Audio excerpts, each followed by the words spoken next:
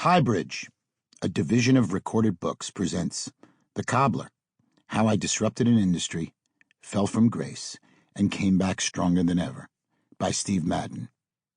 Read by Steve Madden. For my brother Luke, who inspired and influenced me in so many ways, I love you. If you're going through hell, keep going. Attributed to Winston Churchill. Introduction. I fidgeted in my tux, restless as ever, as the supermodel Winnie Harlow stood on stage talking about my career, my brand, and me. These events always felt surreal. I never got used to them, and it was hard to focus on what she was saying as thoughts flooded through my brain. Is my jacket straight? Do I have all the notes for my speech? It's nice that Winnie is wearing a pair of my shoes. Steve Madden has been called many things, Winnie said from the podium. That's for sure, I thought. Mogul, she said, pausing for effect. Icon. I could have added to that list. As a kid, I was called things like stupid and lazy, a pain in the ass who couldn't shut up and sit still. Nobody knew then that I had an attention disorder that kept me from focusing, or that such a thing even existed. In my teens and 20s, I was called other things, a partier, a wild man. But at the height of my addiction, when I was either out crashing cars or hiding in my apartment, isolating myself from the world, my life was anything but a party. It wasn't until I turned 30 and got clean that people started calling me things that were positive, creative, charismatic, someone who was on the pulse of trends and knew how to create a cool product for a good price. When I look back, those years were the best. Hustling and fighting, clawing my way to the top of an industry that was loath to accept an outsider like me. But they were also the years when I made my biggest mistakes, fueled by impatience and a replacement addiction, money. After my downfall, the names I was called were the most hurtful, even though they were true. A criminal, a convict, a mere number as far as anyone running the facility I was locked up in cared to know. And now, years later, here I was in a fancy ballroom, wearing a tuxedo, and receiving an award for creating a multi-billion-dollar global brand. Looking back at both the past 30 years and that last sentence, it seems like nothing more than an illusion, a random twist of fate that landed me here. But can life possibly be that cruel? And tonight, Winnie said with a big smile, turning to the spot where I stood off stage, we add visionary to that list. I walked onto the stage and she presented me with a small figurine of a clutch covered in Swarovski crystals, the Accessory Council's Visionary Award. The rest of the night was a blur of mingling and congratulations. A few hours later, it was a relief to be home on the Upper East Side of Manhattan. On a clear day, I can see from my apartment over the bridge to Queens, New York, where I was born. My family soon moved a stone's throw away to the Five Towns of Long Island, a place that is still very much a part of me, from my accent to my style, or lack thereof, to my lingering sense of being just slightly left of center. The Five Towns is where I found my two great loves, shoes and golf. I'm not a very good athlete, but I've always loved sports. In high school, I didn't make the school's basketball team, so I played on an intramural team just for fun. I was probably the worst player on the team, but I enjoyed it, and it gave me an outlet for my restless energy. When I was growing up, the Five Towns was a prototypical Jewish suburb, but one of those five towns, Inwood, was home to mostly Black, Italian, and Irish Catholic families. The neighborhoods were essentially segregated, as much of the country was back then, but our high school was mixed. Before basketball season started, I heard that a group of black guys had been kicked off the varsity team for smoking weed or some other bullshit reason. I'd been friends with those guys since we were kids. They were unbelievably talented athletes who worked hard. Watching them play basketball was like seeing Mikhail Baryshnikov dance. Beautiful. It was a no-brainer to ask them to join the intramural team. With the help of our new teammates, we dominated throughout the season and went from one of the worst teams in the league to facing off in the championship game. It was obvious that for us to win, those guys needed as much playtime as possible. So I benched myself and watched with excitement, cheering them on as they masterfully won the game. When it was time to announce the MVP, I wondered which of our star players would be named. They were all so good. It would be hard to choose. Instead, they called my name. My first thought was that it had to be a mistake. How could I be the most valuable player when I hadn't even played in the game? But I was wrong. The MVP was Steve Madden. As I accepted the trophy in a state of shock, I realized that they were giving me credit for seeing the potential in others and giving their talents a platform.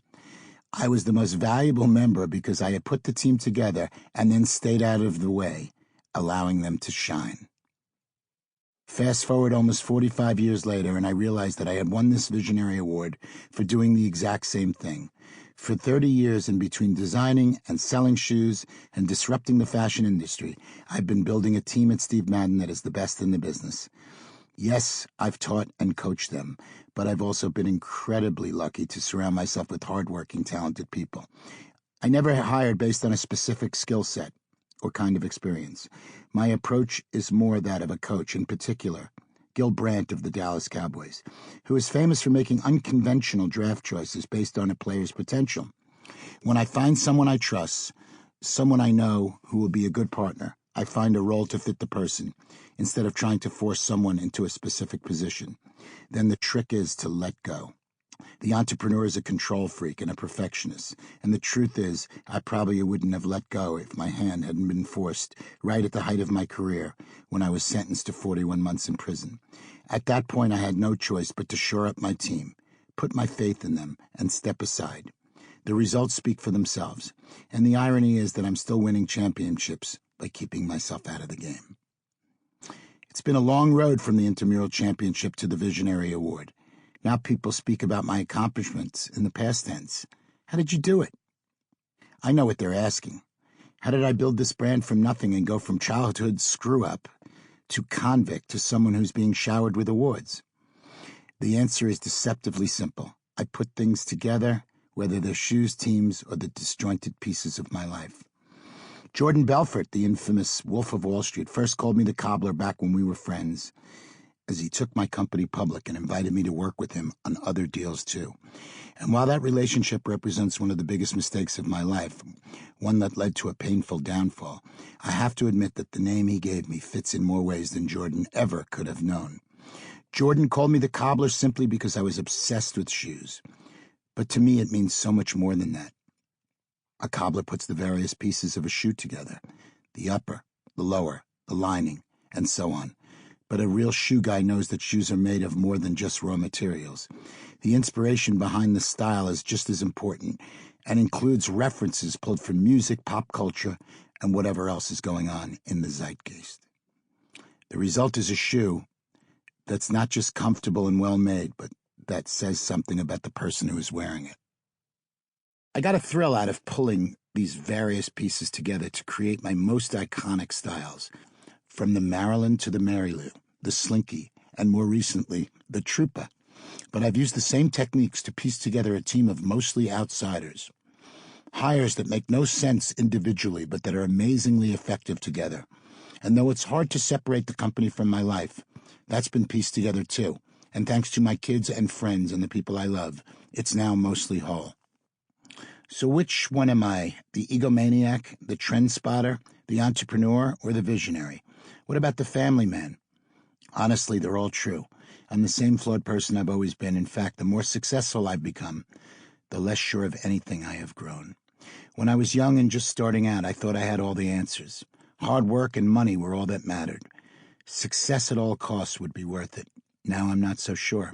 I have money, I have success, and I've paid for it by losing years of my life and people I loved. Was it worth it? My answer is an unequivocal yes. It may sound like an overstatement, but if I could go back, I wouldn't change a moment, even the time I spent in prison, thinking my life was over. Whether it's a shoe or a life, without each piece carefully stitched together, the final product will never be the same.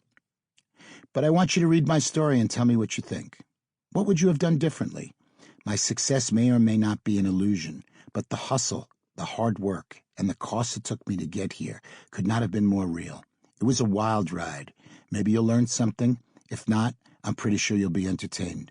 All I can promise is to hold nothing back as I cobble the pieces of my story together. 01. Seat. Seat, where the heel of the foot sits in the shoe. It normally matches the shape of the heel for comfort and support. Growing up, I always felt like an outsider. The kids I went to school with were almost all from the same type of upper-middle-class Jewish families. But I was different. My dad was Irish Catholic and from the other side of the tracks, while my mother was a local Jewish girl. I was the only mixed, half-Jewish kid to be found. This isn't rare today. My kids go to school and everyone's half-Jewish, but it was incredibly rare back then. The folks from my father's neighborhood of Inwood, with its small lots and squat, modest houses, were the cabbies and bartenders who served the wealthier residents of the other neighborhoods. Those towns were filled with grander homes on wider, tree-lined streets. Our house was relatively modest, with a nice-sized yard on the side where my brothers and I played football, and a smaller yard in the back where my mother kept a tomato garden. There wasn't a lot of tension between the folks in Inwood and the rest of the 5 towns, but there wasn't much mixing either. I grew up in the 1960s and 70s, the height of the Civil Rights era, and crossing that line was still considered risque. Jewish kids didn't hang out with the kids from Inwood. Dating or marrying across the line was basically unheard of, except for my parents. This meant there was nobody else in my neighborhood like me. I was a complete anomaly, but it didn't bother me. In fact, I reveled in it. I didn't have to pay much of a price for my differences. They weren't big enough for me to be ostracized, just for a friend's mom to look at me sideways every once in a while. For the most part, I was free to enjoy my outsider status. It gave me the freedom to be whoever I wanted. There was no mold for me to try to fit into. It would have been impossible for me to be like the Jewish kids I hung out with, or like the kids from Inwood. So I pulled from the people around me and cobbled together those disparate elements to become my own person. As a kid, I idolized my dad. Now, long after he's passed, I'm more fascinated by him. Much of his family worked in the Catholic Church, and he left all that behind to assimilate into a Jewish family and lifestyle. He even partnered up with other Jewish guys to run a little textile company, Abbott Fabrics, and he was the most Irish Catholic-looking dude around, tall and distinguished with a full head of silver hair. He looked like a Supreme Court justice, not a schnorrer working in the garment district.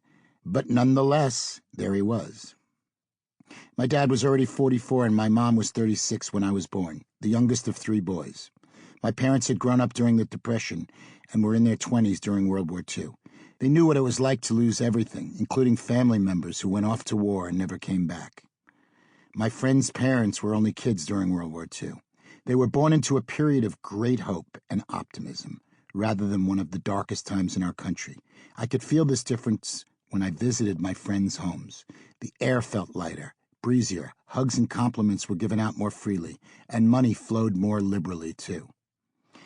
Being exposed to such a wide range of generations affected me in ways I wouldn't fully understand until I was much older. When it came to my business, I've always had an old-school blue-collar mentality. From day one, my team and I were scrappy and worked on a shoestring, pulling ourselves up by our bootstraps, if you will. This I learned from my father, but I paired that old-fashioned work ethic with a hip, forward-thinking approach to the design and marketing of my shoes. This aspect of the business was influenced by both my older brother's generation and my own, and later by the young men and women I hired to help marry the past with the future. My father worked hard, but the textile business was tough. He never made the big bucks, and the overall feeling in my house when I was a kid was that we might lose everything at any moment. Every weekend, my father would sit me down and read me the bankruptcy notices in the newspaper. "Look at what is happening in this country," he would tell me. Looking back, I don't think we were really that close to going broke. We certainly weren't rich, but we weren't poor either. I had a bike, but never a Schwinn like most of my friends in town. The 5 towns was an economically competitive place, and we struggled to keep up with our neighbors. My dad worked hard, though, and earned enough to buy a Cadillac and to play golf on the weekends. Golf was his respite, and I inferred that he had to play golf in the weekends to have the energy to work so hard during the week. Even with these small comforts, my parents had been so traumatized by what they'd seen during the Depression that they lived in constant fear of poverty. There was a lot of fear in our house, fear of the floor falling out from beneath us, and fear of my father's temper. He was the center of our world, and his mood dictated exactly what went on in my family. If he was in a good mood, things were great. He'd take me to a football game and sing the national anthem at the top of his lungs. It embarrassed the hell out of me, but a part of me secretly loved it.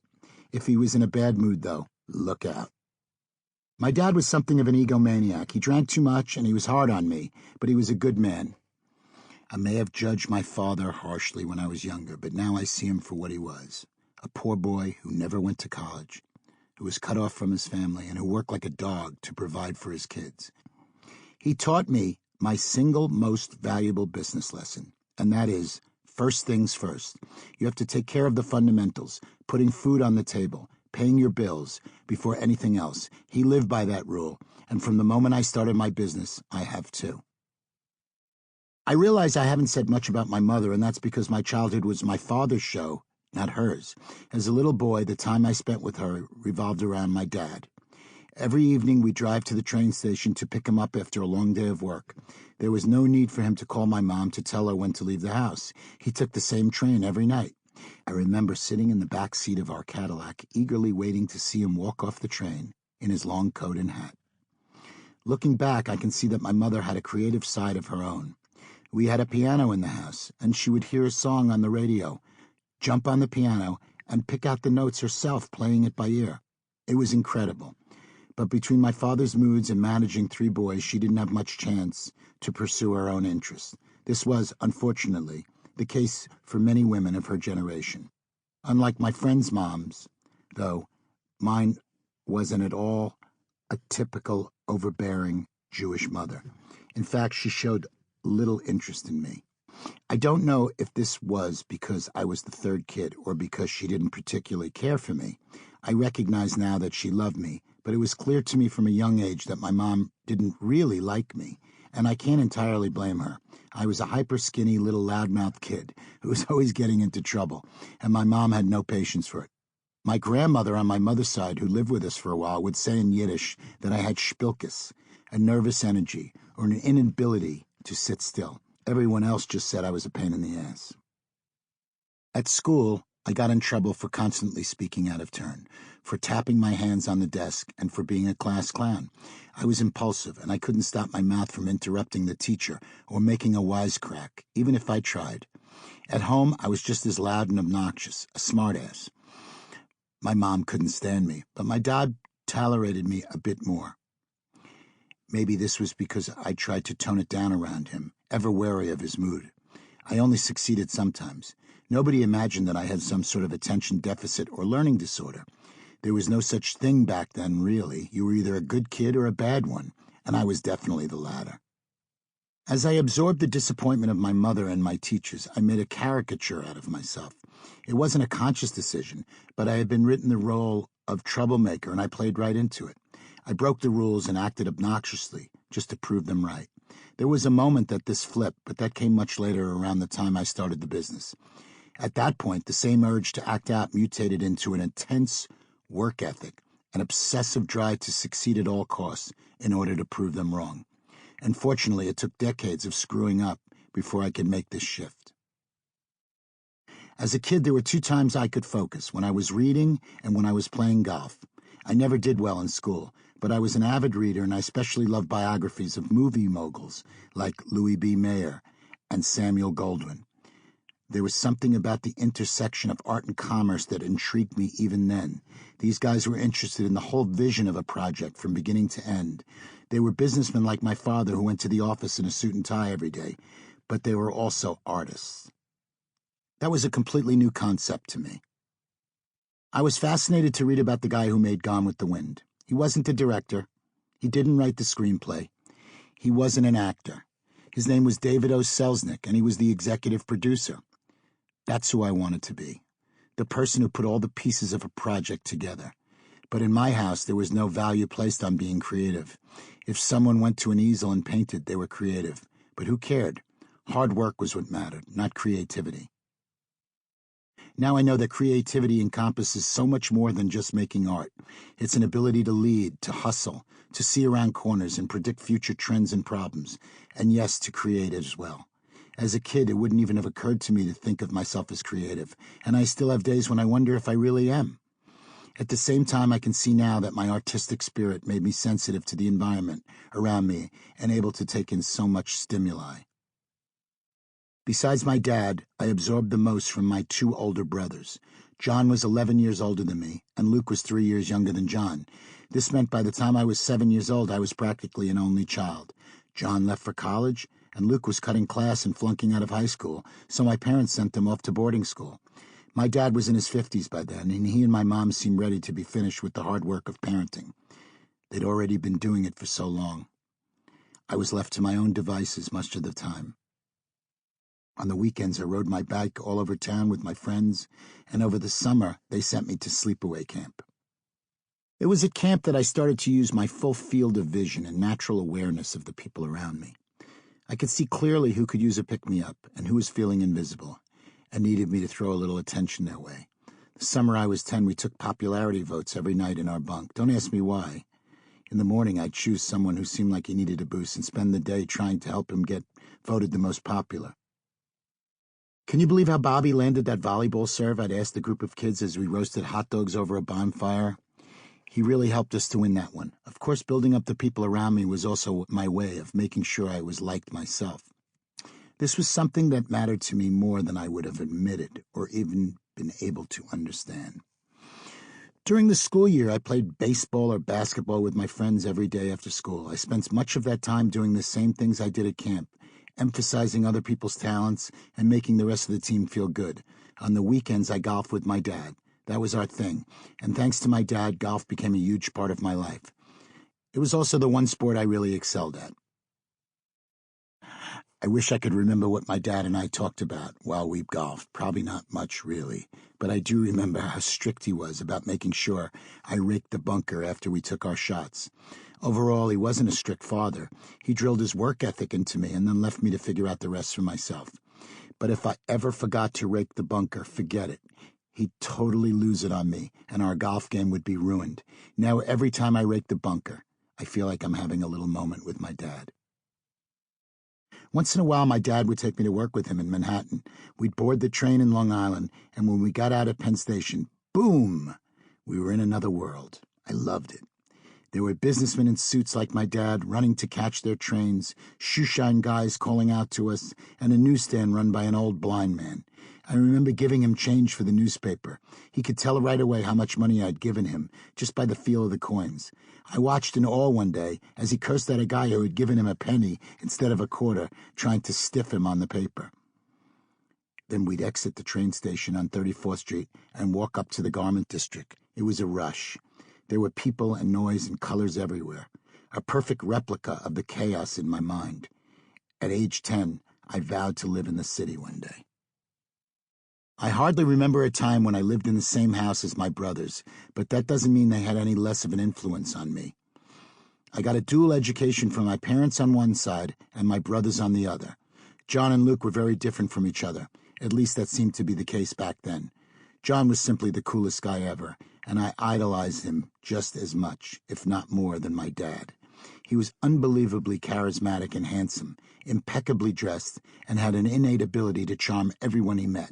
The guys all loved him, the girls went nuts for him, and he was a nice guy on top of it, too. I worshipped him, and I wasn't alone. Everybody in the 5 towns thought Johnny Madden was a god, and it was a boon for me to be able to walk into a room and have everyone know I was his little brother. While John was charming and sophisticated, Luke was fully immersed in the hippie counterculture, and I don't mean that he just wore bell-bottoms and smelled like patchouli. There were people who were influenced by hippies, and then there were the hippies themselves. Luke was the real deal. When I was 11 or 12, he left college and moved to a commune in Baltimore. The next time we saw him, he was unrecognizable. Not just the way he looked, but the way he acted and talked, his whole demeanor. It was all peace, love, drugs, and long hair. It wasn't my thing, but I thought it was cool. My parents, though, just looked at him like it was an alien, a freak. I love both my brothers, despite or perhaps because of their differences. From John, I took the value of charm and likability, but I soaked in Luke's whole vibe, too. The music, the fashion, the free spirit, and the focus on love and acceptance were all beautiful to me.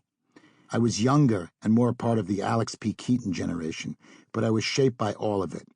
My trademark penny loafers and long, flowing, strawberry blonde hair became symbols of my dual influences, my 2 older brothers.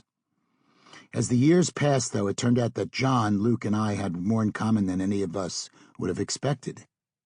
Each of us faced our only slightly different battle as part of the same larger war with alcoholism and addiction.